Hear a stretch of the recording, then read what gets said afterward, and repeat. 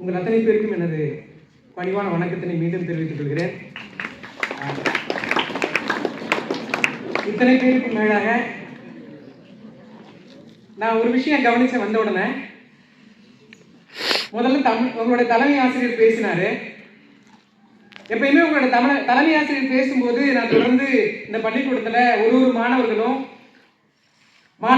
அவர் தன்னம்பிக்கை பயிற்று விதமாகவும் வாழ்க்கையை எப்படி எதிர்கொள்வது அப்படிங்கிற வகையில ஒவ்வொரு நாளும் ஒவ்வொரு ஆளுமைகளை குறித்து பேசுவது விதமாகவும் தொடர்ந்து சமூக வலைதள பக்கங்களில் பதிவிடுவதை நான் கேட்பதும். எனக்கு தெரிந்து பெரும்பாலும் கடலூர் மாவட்டத்தில் இல்ல, பெரும்பாலும் எந்த அரசு பள்ளிக்கூடத்திலும் இது போல ஒரு சீரிய மாணவர்களின் பொது வெளிச்சத்துக்கு கொண்டு வரணும் அப்படிங்கிற விதமா மாணவர்களை முன்னிறுத்து இது போல ஆளுமைகளை தொடர்ந்து பேச வைக்கிறத இதுவரை நான் எங்கேயுமே பார்த்தது இல்லை.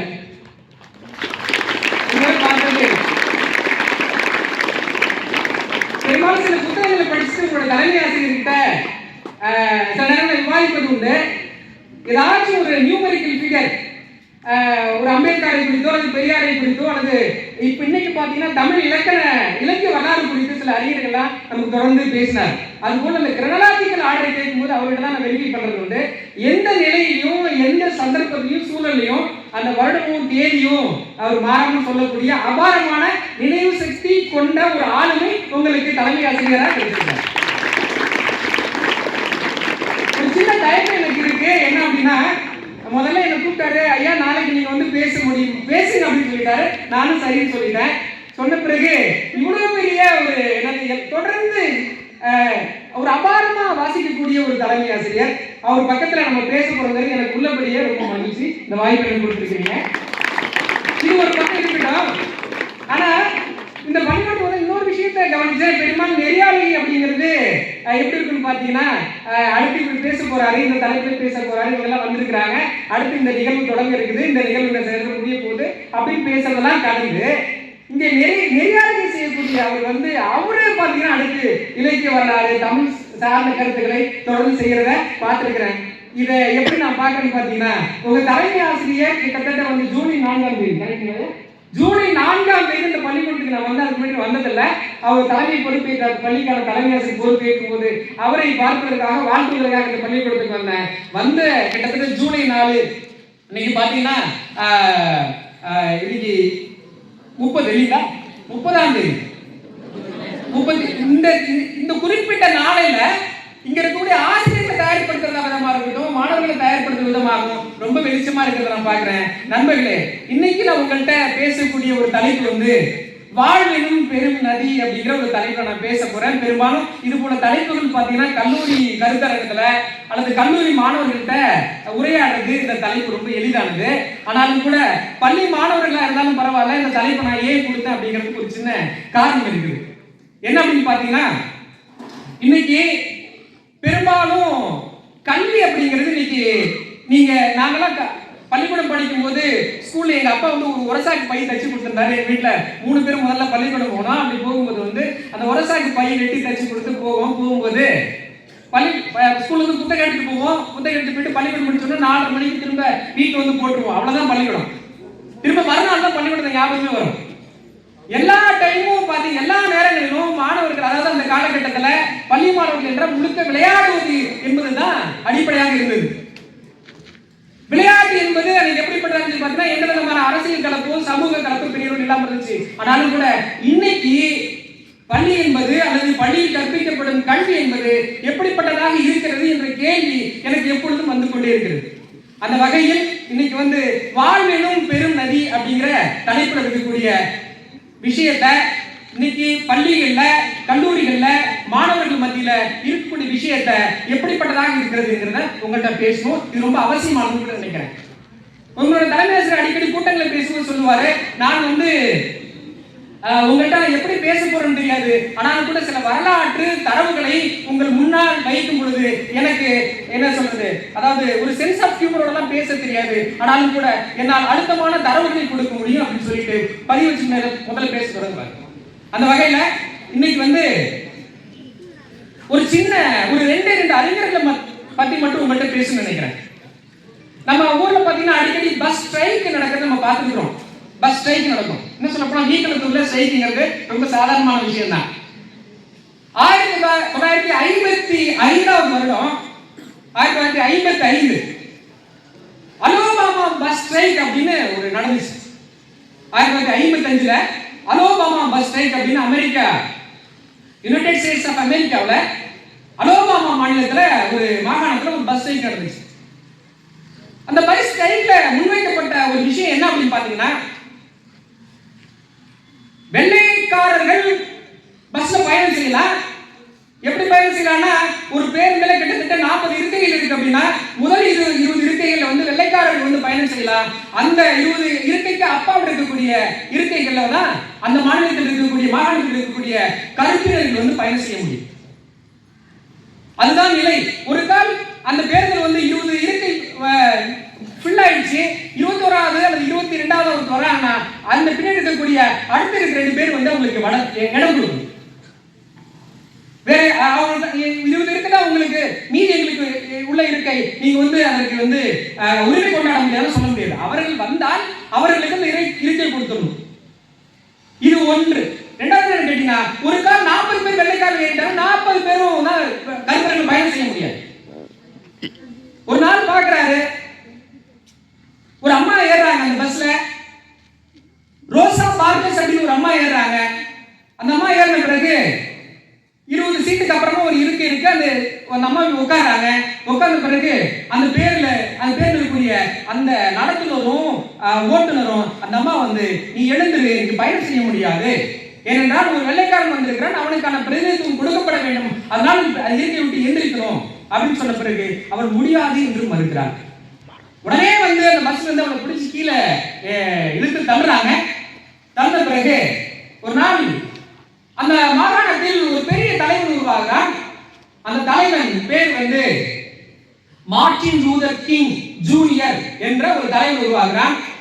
இன்னைக்கு நம்ம சொல்றோம் இல்லையா, அதாவது வந்து இந்த நாட்டில் வந்து மிகப்பெரிய ஒரு பலமான ஆயுதம் என்ன அப்படின்னு பாத்தீங்கன்னா, அமைதி வழியில போராடுறது அப்படிங்கிற மிகப்பெரிய ஒரு பலமான ஆயுதம் அப்படின்னு சொல்லக்கூடிய தத்துவத்தை நம்பிய மார்ட்டின் லூதர் கிங் ஜூனியர் என்பவன் அந்த நாட்டு மக்களுக்கு ஒரு விஷயத்தை போதிக்கிறான். என்ன போதிக்கிறான் அப்படின்னா, யாருமே பஸ்ல ஏறாதீங்க, இங்க வந்து பஸ் நமக்கு நிறுத்தல அப்படின்னா நம்ம பஸ்ஸுக்கு முன்னாடி போயிட்டு வந்து ஆர்ப்பாட்டம் பண்றது உண்டு, பேருந்து நிறுத்தம் செய்வது உண்டு. ஆனால் அவன் ஒரு புதுமையான ஒரு விஷயத்தை வந்து அந்த மக்களிடம் போதிக்கிறான். யாருமே இந்த பேருந்தில் பயணம் செய்யாதீங்கன்னு சொல்லிட்டு கிட்டத்தட்ட 381 நாட்கள் அந்த போராட்டம் நடக்குது.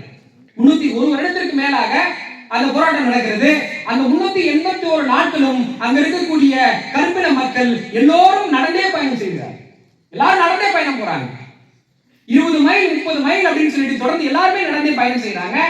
அப்படி தொடர்ந்து நடந்தே பயணம் செய்யும்போது ஒரு நாள் வந்து ஒரு வெள்ளைக்கார அந்த பேருந்து ஓட்டுநர் நிறுத்தி, ஒரு வயதான மூதாட்டி நடந்து போயிட்டு இருக்கிற அவட்ட நிறுத்தி, ஹாய் ஓல்டு லேடி, நீயும் கூடமா நடக்கிறாய், you cannot walk for long, வா, பேருந்து இருக்கைகள் காலியாக இருக்கின்றன, வந்து ஏறிக்கொள், நீ எங்க செல்ல வேண்டுமோ அங்கு சென்று உன்னை இறக்கி விடுகிறேன், come on board in the bus, நீ பேருந்தில் ஏறிக்கொள் என்று அவரிடம் சொல்லுகிறான். அந்த மூதாட்டி சொல்லுகிறாள், நல்லா கவனிச்சுக்கணும், கிட்டத்தட்ட 20 கிலோமீட்டர்னாலும் 30 கிலோமீட்டர்னாலும் அங்க இருக்கக்கூடிய கருப்பின மக்கள் தொடர்ந்து நடந்தே தான் பயணம் செய்கிறாங்க.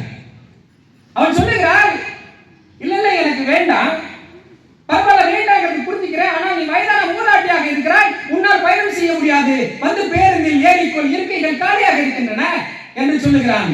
இல்லை இல்லை, நான் எனக்காக நடக்கவில்லை, என் பிள்ளைகளுக்காக நடக்கிறேன் என்று அந்த மூதாட்டி சொன்னார். 381 நாள். ஆக இந்த வாழ்க்கை என்பது நான் I am not talking only about the old lady who was born in the Alabama of America. நான் என்னமோ உலகத்தின் வேறு எங்கோ ஒரு மூலையில் இருக்கக்கூடிய அமெரிக்காவில் இருக்கக்கூடிய ஒரு வயதான மூதாட்டியின் ஒரு போராட்ட வாழ்க்கையை பற்றி பேசிக் கொண்டிருக்கவில்லை. வாழ்க்கை என்பது ஒரு நதியை போன்றது. ஏனென்றால் உலகத்தில் நீர் மட்டும்தான் எல்லா இடங்களிலும், எல்லா நிலப்பரப்பிலையும், எல்லா மனிதர்களையும் ஒன்றாக சேர்க்கக்கூடிய ஒன்று என்பதை நாம் புரிந்து கொள்ள வேண்டும். நீங்க பக்கத்து மாகாணத்துல பக்கத்து கிரகத்துல போயிட்டு முதல்ல ஒரு மனுஷன் மனுஷன் இருக்கிற பொருள்ல அல்லது இருக்கிற விஷயத்த என்ன இருக்குன்னு கண்டுபிடிக்கிறதுல முதல்ல என்ன பாத்தீங்கன்னா தண்ணி தான். தண்ணீர் இருந்தால் அது மனிதன் வாழ்வதற்கு உகந்த சூழல் என்பதை வெறும் குடிக்கிறதுக்காக மட்டும் நம்ம ஒரு குறுகிய அளவில தட்டையாக புரிஞ்சுக்கிட்டோம் அப்படின்னா வாழ்வு என்பது பெரும் நதி என்பதை நம்மால் புரிந்து கொள்ள முடியாது. தண்ணீர் என்பது என்ன நீங்க பார்த்திருக்கலாம். ஸ்டீஃபன் ஹாக்கிங் ஒரு ஐன்ஸ்டீன் ஒரு ஃபார்முலா சொல்லியிருப்பான், E is equal to mc square ன்னு சொல்லியிருப்பான். என்ன E stands for energy. அது எதோட சமப்படுத்தப்படுது? E is equal to m. M stands for mass. C for velocity of water or light. Velocity of light. என்னன்னு கேட்டீங்கன்னா இப்போ எனர்ஜிங்கிறது ஒரு பனிக்கட்டி இருக்குது. அந்த பனிக்கட்டியை சூடுபடுத்தணும் அப்படின்னா தண்ணீரா மாறுது. தண்ணீரை சூடுபடுத்தணும் அப்படின்னா அடுத்து ஆவியா மாறுது. ஆவியை திரும்ப குளிர்விச்சோம்னா அது திரும்ப எனர்ஜியா மாறுது. நாம எல்லாருமே தினமும் ஒரு அணு தத்துவ கொள்கைக்காக ஐன்ஸ்டீன் கண்டுபிடிச்ச கொள்கையை நம்ம புரிஞ்சுக்கிட்டோம் அப்படின்னா இதுல எந்த விதமான வேல்யூ கிடையாது, அல்லது வாழ்க்கை நம்மால் புரிந்து கொள்ள முடியாது. E is equal to mc square என்பதை நாம் எவ்வாறு புரிந்து கொள்ள வேண்டும் என்றால், நாம் என்பது ஒரு எனர்ஜி. E என்பது எனர்ஜி. நீயும் நானும் ஒரு energy. We are the energy of the world. நீயும் நானும் ஒரு மிகப்பெரிய ஒரு பரந்தப்பட்ட சக்தியாக இருந்து கொண்டிருக்கிறோம். அது எதோடு சம்பந்தப்பட்டது என்றால், இந்த உலகத்தில் இருக்கக்கூடிய அத்தனை வகையான கூறுகள், தண்ணீராக இருக்கலாம், மனிதனாக இருக்கலாம், பூகோளமாக இருக்கலாம், அல்லது எல்லா விதத்திலும் தொடர்புபடுத்தப்பட்டதா அந்த மாஸ். அது இதற்கு சமமானது என்றால் அதனை வேகப்படுத்தும் பொழுது, அந்த மாற்றத்துக்கு உட்படுத்தும் போது எந்த விசைக்காக உட்படுத்துகிறதோ அதுதான் மாஸ் சொல்றோம். ஆக நாம் அப்படியே இருந்தோம் என்றால் இந்த எனர்ஜி வேஸ்டா போயிடும். அப்ப நம்ம எப்ப சூடுபடுத்திக்கணும்? புத்தகங்களால் சூடுபடுத்திக்கணும். படுத்தும் போது நம்ம அடுத்த நிலைக்கு வருகிறோம். அதுதான் ஸ்டீஃபன் ஹாக்கிங் சொல்லிட்டு இன்னொரு இடத்துல சொல்லுவான், ரொம்ப பியூட்டிஃபுல்லான தத்துவம். இது தமிழ் படுத்த நான் உங்களுக்கு முதல்ல இங்கிலீஷ்ல சொல்லிட்டு தமிழ் படுத்த முயற்சிக்கிறேன். Every body attracts with every other body that is proportional to the mass of the each body. இன்னொரு சொல்றேன், every body not everybody. Every body attracts with every other body that is proportional to the mass of the each body. வாழ்வின் பெருநதியில இந்த உலகத்துல எல்லா மனிதரும் சமம். அவன் சொல்றது என்னன்னு கேட்டீங்கன்னா, இந்த உலகத்தில் ஒவ்வொன்றோடு தொடர்புபடுத்தப்பட்டதாக இருக்கிறது. அந்த தொடர்பினை தனித்தனியாக புரிந்து கொண்டோம் என்றால் அந்த தொடர்பு எந்த தொடர்பு மூலமாக இருந்ததோ அந்த மூலத்திற்கு தொடர்புபடுத்தப்பட்டது. அதுதான் every body attracts with every other body that is proportional to the mass of the each body. ஒவ்வொன்றுக்கும் இப்போ இந்த காகித துண்டை கீழே போட்டா கீழே விழும். இந்த வேகம் பாத்தீங்கன்னா மண்ணில எவ்வளவு விசை இருக்குதோ, இந்த பூமியில எவ்வளவு விசை இருக்குதோ அந்த விசையா தான் அட்ராக்ட் பண்ண முடியும். ஒரு காலம் விசை கம்மியா இருந்துச்சுன்னா அதெல்லாம் அட்ராக்ட் பண்ண முடியாது. ஒரு மனிதன் இப்ப நீ புரிஞ்சுக்கோ, நீ ஒரு பிலாந்திரபிஸ்டா அல்லது ஒரு ஹியூமானிட்டேரியனா புரிஞ்சுக்கிட்டனா, இந்த உலகத்தில் ஒவ்வொரு மனிதனும் ஒரு விசையோடு இருக்கிறான். அந்த விசை இன்னொரு மனிதனுக்கு இருக்கக்கூடிய விசையோடு சம்பந்தப்பட்டது. ஒரு கால் இந்த விசை, இந்த அறிவு, இந்த ஆற்றல் இன்னொரு மனிதன் புரிந்து கொள்ளாமல் போனால் அந்த அறிவு என்பது இந்த உலகத்தில் எப்படிப்பட்டதாக இருக்கும் என்றால் ஒருதலைபட்சமாக இருக்கும். அந்த அறிவு என்பது ஒருதலைபட்சமாக இருக்கும். அதுதான் E is equal to mc square என்று சயின்டிபிக் பெர்ஸ்பெக்டிவ் சொன்னா நீங்க மானுட தத்துவத்தை புரிந்து கொண்டால் என்றால் இந்த உலகத்தில் எல்லா மனிதரும் ஒன்று என்ற விஷயத்தை தான் E is equal to mc square என்று ஐன்ஸ்டீன் சொன்னார். உலகத்தில் அறிவியல் என்ன சார்? நான் I belong to science subject, I not anything about the arts. அல்லது நான் ஒரு கலைத்துறை சார்ந்தவன், எனக்கு அறிவியலை பற்றி எதுவும் தெரியாது அப்படிலாம் கிடையாது. அறிவியலும் கலையும் ஒன்றோடு ஒன்றாக பிணைந்திருந்ததுதான். Stephen Hawking brief answer to the big questions of முதல் கேள்வி சொல்றார், இஸ் தேர் a god? உலகத்தில் கடவுள் இருக்கிறானா? அதை பற்றி தான் நிறைய பேசணும். இப்போ இதெல்லாம் நீ அடிச்சிட்டு அப்படியே ஒரு பக்கம் வச்சிட்டு திரும்ப இந்த பாடி பத்தி நோக்கணும் அப்படின்னா நான் இப்ப சொன்னலையா, every body attracts with every other body that is proportional to the mass of the each body என்றால் நீயும் நானும் இந்த உலகத்தில் சமமாக இருக்கிறோமா? நீ யோசிச்சு பாரு. உனக்கு கொடுக்கிற பிராமின்ஸ், உனக்கு கொடுக்கிற முக்கியத்துவம், எனக்கு கொடுக்கிற முக்கியத்துவம் ஒன்றாக இருக்கிறதா? அப்படி என்ன புரிஞ்சுக்கணும்? நீ என்ன தெரிஞ்சுக்கணும்? நீ கல்விங்கிறத எப்படி புரிஞ்சுக்கணும்? அம்பேத்கர் சொல்லுவாரு, education is what makes men fearless. கல்வி என்பது என்ன தெரியுமா? சார் போறாரு பேசக்கூடாது, அப்பா பேசுறாரு பேசக்கூடாது. கொஞ்சம் கூட உனக்கு பயம் இல்லையா? வாத்தியார் நான் பயம் இல்லையா? இன்னைக்கு வாத்தியார் நான் பயம் இல்லை உனக்கு. வாத்தியார் பேசுவேன் ஏன் எதிர்த்து பேசுற நீ? வாத்தியார் பேசும்போது நீ பேசணும், அதுக்கு பேர் எதிர்த்து பேசுறது இல்லை. அப்படி என்றால் ஒரு ஆசிரியர் உன்னை பாடம் நடத்தும் பொழுது உன்னால் திரும்ப பேச முடிகிறது என்றால் அவர் உனக்கு சரியான கல்வி போதித்திருக்கிறார் என்று அர்த்தம். நீ கல்வியை சரியாக புரிந்து கொண்டிருக்கிறாய் என்று அர்த்தம். அதுதான் உண்மை. It's not that you are dominating the teacher within the four walls of the classroom, because you just understand the very notion of the education. Education என்பதை நீ அப்படியே புரிந்து கொண்டால் அந்த கல்வி தான் உன்னை பயத்திலிருந்து உன் அப்பாலை அந்த சைடு உன்னை மாற்றி வச்சிருக்குது அப்படிங்கிறதா உண்மை. இதான் உண்மை. ஒரு கவிதை ஒன்று சொல்றேன், நீங்க என்ன கவிதைன்னு சொல்லுங்க. இப்ப நான் சொன்னேன் இல்லையா, E=mc² சொன்னேன். அது நம்மளுடைய மாணவர்கள் தத்துவத்துக்கு, அது சயின்ஸோட ஃபார்முலா இல்ல. என்ன சொல்ல போனா அதுக்கு பின்னாடி வந்த அறிஞர்கள் எல்லாம் அந்த தத்துவத்தை எடுத்துக்கிட்டாங்க. இந்த பிரபஞ்சத்தின் ஆற்றல் எப்படிப்பட்டதா இருக்குது, ஒவ்வொன்றுக்குள்ள ஆற்றல் எப்படிப்பட்டதா இருக்கு எடுத்துக்கிட்டாங்க. நான் ஒரு கலைத்துறையை சேர்ந்தனால கலை சார்ந்த அந்த விஷயம் எப்படி அதை திசை ஏங்கி கொண்டிருக்கு உங்கள்கிட்ட நான் பேசினேன். நான் ஒரு கவிதை சொல்றேன், சொல்லட்டுமே வேணாமா? சூப்பர். என்ன கவிதை சொல்லுங்க? சூப்பர். சரி, உனக்கு பிடிச்ச கவிதை சொல்றேன். உனக்கு நான் நினைவில்லை, உனக்கு நான் நினைவில்லை, என் பரிசுகள் நினைவில்லை, என் முத்தங்கள் நினைவில்லை. உனக்கு நான் நினைவில்லை, என் பரிசுகள் நினைவில்லை, என் முத்தங்கள் நினைவில்லை. உன் கண்ணீரோடு துணை நின்ற தருணங்கள் நினைவில்லை, என் முதல் நிர்வாணம் நினைவில்லை. உன் கண்ணீரோடு துணை நின்ற தருணங்கள் நினைவில்லை, முதல் நிர்வாணம் நினைவில்லை. ஒரு மனைக்கு உன் பெயர் இட்டேன், அதுவும் உனக்கு நினைவில்லை. ஒரு மனைக்கு உன் பெயர் இட்டேன், அதுவும் நினைவில்லை. உன் கண்ணீரோடு பல தருணங்கள் நின்றிருக்கிறேன், அதுவும் உனக்கு நினைவில்லை. ஒரு மழையின் பொழுது உன்னுடன் ஒரு கோப்பை பருகிய தேநீரோ ஒரு கோப்பை மதுவோ உனக்கு நினைவில்லை. உன்னுடன் பருகிய ஒரு கோப்பை மதுவோ ஒரு தேநீரோ உனக்கு நினைவில்லை. எல்லாவற்றையும் உன் உடலில் புகுந்து உன்னும் ஒரு கசப்பின் கிருமி உன்னுள் எப்படியும் பாய்ந்து விட்டது. எல்லாவற்றையும் மறைக்கடிக்க செய்யும் ஒரு கசப்பின் கிருமி உன்னுள் புகுந்து எல்லாவற்றையும் தின்று விட்டது. பின்னர் ஒரு கசப்பின் கிருமி எல்லா நினைவுகளும் புகுந்து தின்னும் ஒரு கசப்பின் கிருமி உன் மனதில் நுழைந்து விட்டது. பின்னர் உனக்கு எதுதான் நினைவில் இருக்கு? அப்படிங்கிற ஒரு கேள்வி முக்கியம் தானே. பின்னர் உனக்கு எதுதான் நினைவில் இருக்கும்? நீ என்னை முதல்வதாக சந்தித்த பொழுது உன் வாழ்வில் ஒரு பருவம் முடிந்து மற்றொரு பருவம் துவங்கியதே, அதுவாக நினைவில் இருக்கிறதா? உன்னை ஃபர்ஸ்ட் டைம் மீட் பண்ண உன் வாழ்வின் நீ என்னை முதல்வதாக சந்தித்த பொழுது உன் வாழ்வில் நீ தான் சொன்ன, உன் வாழ்வில் ஒரு பருவம் முடிந்து இப்ப எனக்கு இன்னொரு இன்னிங்ஸ் ஸ்டார்ட் ஆயிருக்கு, இன்னொரு பருவம் தொடங்கிச்சு என்று சொன்னால் அதுவாக நினைவில் இருக்கிறதா? இருக்கா? You told me that this is my second innings. I'm so happy to spend the most of my time with you, but you do not know. உனக்கு எதுவுமே நினைவில்லை. இல்லாத உறவில்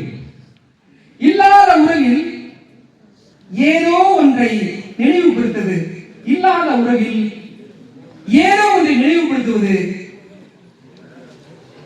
ஒரு கற்சிலைக்கு அது பிரிந்து வந்த மழையை ஞாபகப்படுத்துவதை போல.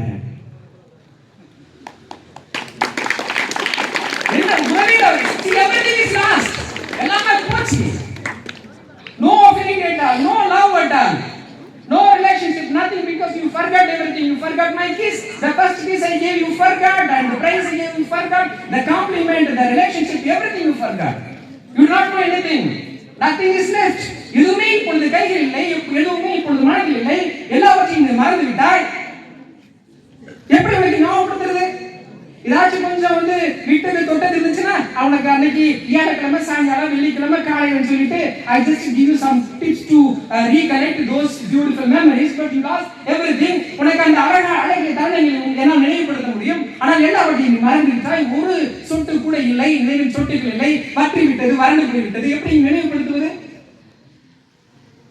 அப்படி என்றால் அது எனக்கு சமமானது என்றால் இல்லாத எல்லாத்தையும் மறந்து போயிடுச்சு. மறந்துட்ட உடனே இல்லாத உறவில் இருக்கும் அல்லது தேடிக்கிட்டு இருக்கிற ஏதோ ஒரு விஷயத்தை ஞாபகப்படுத்துறது எதற்கு சமமானது என்றால் ஒரு கற்சிலைக்கு அது பிரிந்து வந்த ஒரு மகாபெரும் அழகினை ஞாபகப்படுத்துவதை போல. There is no chance to recollect the memories of the past. கடந்து போன நினைவுகளை இனி நினைப்பதற்கான அல்லது மறுபடியும் நினைவுக்கு கொண்டு வருவதற்கான வாய்ப்புகளே இல்லை என்று சொல்லுவதை, இது என்ன கவிதை சொல்லுங்க? கவிதை இல்லையா? ஓகே, அது எழுதுறதுக்கு தான் தெரியும், என்னோட கவிதை இல்லை, அதனால பரவாயில்ல. இது என்ன கவிதை சொல்லுங்க? சரி, என்ன விஷயத்தை ஞாபகப்படுத்துற மாதிரி சொல்லுங்க. என்ன விஷயத்தை ஞாபகப்படுத்துற மாதிரி இருக்கு? தம்பி கிரி சொல்லுப்பா. கிரி எங்க இருக்கான்? கிரி எங்க இருக்கான்? கிரி இல்லையா? கிரிக்கு சரி, கிரிக்கு தெரியலன்னா அப்ப நான் தான் சொல்லணும். ஓகே, ஏதோ ஒரு ஒரு நண்பர்கள் பிரிந்ததை, ஒரு நண்பர்கள் பிரிந்ததை அல்லது ஒரு காதலர்கள் பிரிந்ததை அல்லது பிரிவின் துயரத்தை தாங்க முடியாத ஒரு விஷயத்தை பேசுறதா இருக்குங்கிறது புரிஞ்சுக்கிறீங்க இல்லைங்களா? ஒரு பிரிவின் துயரம், நண்பர்கள் பிரிஞ்சு போனதா இருக்கலாம், அல்லது காதலர்கள் பிரிஞ்சு போனதா இருக்கலாம், அல்லது கணவன் மனைவி பிரிஞ்சு போனதா இருக்கலாம், அல்லது லிவிங் டுகெதர்ல இருக்கு பிரிஞ்சு போனதா ஞாபகம் இருக்கலாம். நான் இவ்வளவு ட்ரை பண்ணி பார்க்கறேன், உங்களை பிரிஞ்சு கொண்டு நினைவுபடுத்த முடியலங்கிற ஒரு விஷயத்தை பத்தி பேசுறேன். எனக்கு என் குடும்பம் நினைவில்லை, என் சமூகம் நினைவில்லை, என் தாத்தா, அதாவது நீ பள்ளிக்கூடத்திற்கு எவ்வளவு நேரமானாலும் மேலத்தெரு வழியாக சென்று வா என்றால் அங்குதான் செருப்பு கொண்டதற்காக உன் பாட்டனை கட்டி வைத்து அடித்தார்கள் அப்படிங்கிற செய்தி உனக்கு ஞாபகம் இல்ல. இந்த சமூகத்தில் நடந்த அவலங்கள் உனக்கு நினைவில்லை, உன் குடும்பம் நினைவில்லை. உன் தந்தையார் உன்னை முதல் பள்ளிக்கூடம் சேர்ப்பதற்காக ஒரு பண்ணையாரிடம் அடி வாங்கி அல்லது ஒரு படி நெல்லுக்காக நின்று நினைத்து கூத்தாடி அந்த பணத்தை கொண்டு உன்னை கல்லூரியில் பள்ளிக்கூடத்தில் சேர்க்கிறார், அது உனக்கு நினைவில்லை. எல்லாம் மறந்து விட்டோம். இந்த சமூகத்தில் இன்னைக்கு இருக்கக்கூடிய உணவை பற்றி நடக்கக்கூடிய அரசியல் புரிதல் நமக்கு இல்லை, தெளிவு நமக்கு இல்லை. பாடம் மட்டுமே நம்ம படித்துக் கொள்கிறோம், பாடத்தை சார்ந்த விஷயங்கள் எதுவும் இல்லை என்பது எப்படிப்பட்டது என்றால், இந்த உலகத்தில் நாம் வெறும் பாடத்தை பற்றி மட்டுமே படிப்பதனால் எந்த விதமான ஒரு ஏணியை பற்றி நினைக்க முடியாது, நம்மால் ஏற்றுவிட போவதில்லை. ஆக இது எல்லாவற்றின் விஷய புரிதல் மட்டும்தான் நம்மளால அடுத்தடுத்த நிலைக்கு கொண்டு வர முடியும். ஆக இந்த கவிதை என்பது ஏதோ ஒரு காரணத்தை மையப்படுத்தி, ஏதோ ஒரு பிரிவை மையப்படுத்தி பேசுகிறது என்றால் அது அல்ல. இன்னைக்கு எப்படி ஒரு விஷயத்தை மறுவாசிப்பு செய்ய வேண்டியிருக்குன்னு பாத்தீங்கன்னா, அன்றைய காலகட்டத்தில் அந்த செய்தி யாருக்காக சொல்லப்பட்டது, அந்த செய்தி இன்றைய காலத்தில் பொருத்தி இது யாருக்காக சொல்லப்பட்டிருக்கும் அல்லது யாருக்கு பொருந்தும் என்பதுதான் இன்னைக்கு ரொம்ப முக்கியமானது. ஆகவே ஒரு நாளும் காலையில இங்க இருக்கக்கூடிய மாணவிகள்லாம் தொடர்ந்து பேச நான் பாக்குறேன். ஸ்டீஃபன் ஹாக்கிங் பத்தி உங்களுடைய தலைமை ஆசிரியர் உங்களை பேச வச்சதை நான் பார்த்தேன். அடுத்து அமெரிக்கா பத்தி கருத்துக்களை தொடர்ந்து பேச வைக்கிறத நான் பாக்குறேன். எனக்கு அத்தனை மகிழ்ச்சியாக இருக்கிறது. இத்தனை பெரிய இது வரைக்கும் 3வது தமிழ் குடல் நிகழ்வு.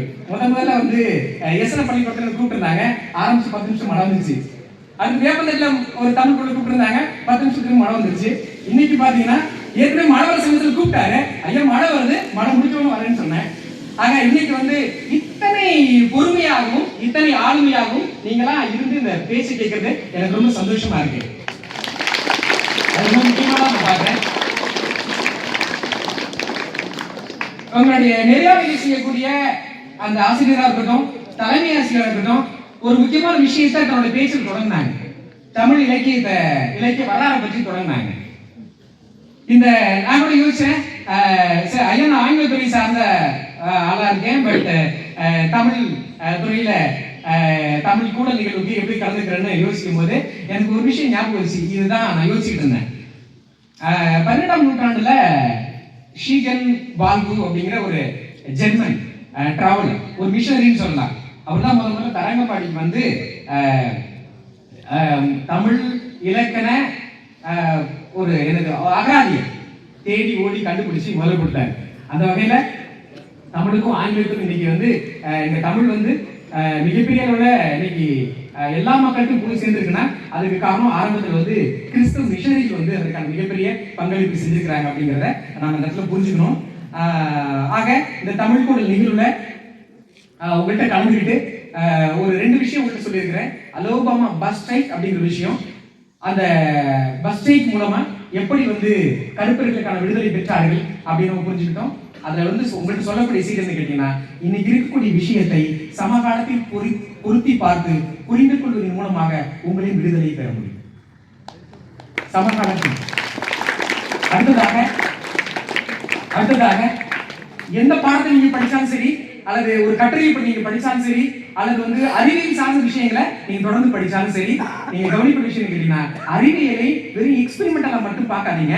It just make the science to be experimental in your practical life. ரைட்டா? சோ அது ரொம்ப முக்கியமானது. கேமனோஃபோர் அப்படிங்கிறது வெறும் பொட்டாசியம் பெர்மாங்கனேட். அது வந்து ஒரு லேப்ல வந்து பயன்படுத்துறது மூலமா சில எண்ணங்கள் எனது வண்ணங்களின் மாற்றங்கள் உட்படுது. அப்படி என்றால் உன்னில் சில விஷயங்கள் சேரும்போது உன்னில் என்ன வகையான எண்ணங்கள் மாற்றங்கள் ஏற்படுத்துது அப்படிங்கிறத நீங்க பார்க்கணும். ஸோ கல்வியை நீங்க உங்களுக்காக தான் படிக்கணும். அன்றைக்கு பேராசிரியர் பெரியாதாஸ் ஒரு விஷயம் சொல்லுவாரு. என்னன்னு கேட்டீங்கன்னா, வீட்டுல நம்ம அடிக்கடி சொல்லுவாங்க இந்த விஷயத்த, கஷ்டப்பட்டு படிச்சிருமா சொல்றாங்க வீட்டுல. சொல்லுங்க, கஷ்டப்பட்டு படிச்சிருப்பா, கஷ்டப்பட்டு படிச்சிருப்பா சொல்றாங்களா? கமெண்ட் மீசானோ ஆமா சொல்றாங்களா? ரைட். அதை நீங்க கொஞ்சம் மாத்திக்கங்க. நீங்க கஷ்டப்படாம இருக்கிறது படிச்சாலே போதும். கஷ்டப்படாம இருக்கிறது படிச்சாலே போதும். அவ்வளவுதான். ஒரு சின்ன சின்ன சேஞ்சஸ் தான். ஒவ்வொன்றையும் நீங்க வந்து எதிர்நிலையில வச்சு புரிஞ்சுக்கிட்டீங்கன்னா உங்களுக்கு வந்து you will get lot of definition. அது அறிவியல் ஃபார்முலாவா இருக்கட்டும், அல்லது வந்து எந்த ஃபார்முலா இருக்கட்டும், சொல்லித்தர விஷயங்களா இருக்கட்டும், நீங்க நடப்பு வாழ்க்கையில் பொருத்தி படிக்கும்போது உங்களுக்கு புதிய டெஃபினிஷன் கிடைக்கும். அதுதான் வந்து இலக்கியத்தில் சொல்லுவாங்க, ரீடர் ரெஸ்பான்சிபிலிட்டின்னு சொல்லுவாங்க. ஒரு வாசிப்பு அனுபவத்தின் மூலமாக ஒரு புத்தகத்தை அணுகும் பொழுது நமக்கு வேற வேற தத்துவங்கள் பிறக்க ஆரம்பிக்கும். சரியா? அதனால வந்து இன்னைக்கு இந்த செய்தியை மட்டும் தான் உங்களுக்கு வந்து நினைவுபடுத்துறேன். என்றால் இந்த சரி, இப்ப நீங்க வந்து ஸ்டீஃபன் ஹாக்கிங்கை பத்தி சொன்னீங்க, அடுத்து வந்து மனுஷபுத்திரனோட கவிதை பத்தி சொன்னீங்க. இந்த ரெண்டு விஷயத்துக்கும் இந்த வாழ்வியல் பெருமதிக்கு உள்ள என்ன விஷயம் பாத்தீங்கன்னா, நான் எப்படி சொன்னேன், என்னோட காலேஜ் வந்து சமீபத்தில் வந்து கலைத்திருவிழான்னு ஒரு ப்ரோக்ராம் நடந்துச்சு. இந்த வருஷம் புதுசாக இன்ட்ரோடியூஸ் பண்ணியிருக்காங்க. அந்த கலைத்திருவிழா வந்து நான் தான் சிறுகதை போட்டிக்கு நடுவராக இருந்தேன். அந்த போட்டியில வந்து ஒரு பெண் வந்து ஒரு கதை எழுதியிருந்தா. என்ன எழுதியிருந்தானா, இந்த உலகத்தில் அத சொல்ற ஒரு பாட்டி வந்து கடற்கரைக்கு போறா. கடற்கரைக்கு போன பிறகு மனசு கஷ்டமா இருக்குது. அலையில கால் வைக்கிறா. அலை வந்து காலை தொட்டுட்டு ஓடி போயிடுது. உடனே அலையை பார்த்து சொல்றா, என்ன சொல்றா, என்ன பார்த்து உனக்கு பயமா இருக்கா? அந்த பாட்டி தண்ணி ஊத்தி கேட்கிறா, என்ன பார்த்து உனக்கு பயமா இருக்கா? நீ யோசிச்சு பாரு, ஒரு வயது ஆன நடை உடை தளர்ந்த ஒரு மூதாட்டி தண்ணீரை பார்த்து சவால் எடுக்கிறாள்.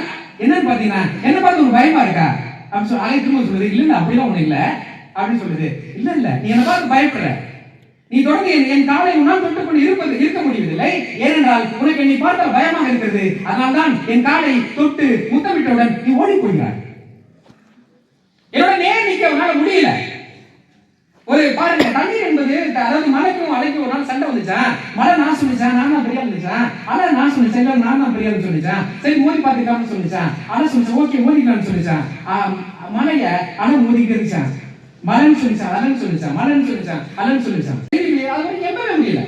அலையால் எப்படி குதிக்க வேண்டும்? மலை உயர்ந்து இருக்கிறது, அந்த உயரத்துக்கு வந்து அதெல்லாம் போக வேண்டியல அப்படி நிற்குது. அலை அதற்கெல்லாம் கவலைப்படவில்லை. தொடர்ந்து அதை தாக்கிக் கொண்டே இருக்கிறது. நான் அலை என்று தொடர்ந்து மலையை தாக்கிக் கொண்டே இருக்கிறது. ஒரு நாள் அலை என்று சொன்னது, மலை அங்கு இல்லை. மலை கரைந்து விட்டது. மலை அங்கு இல்லை.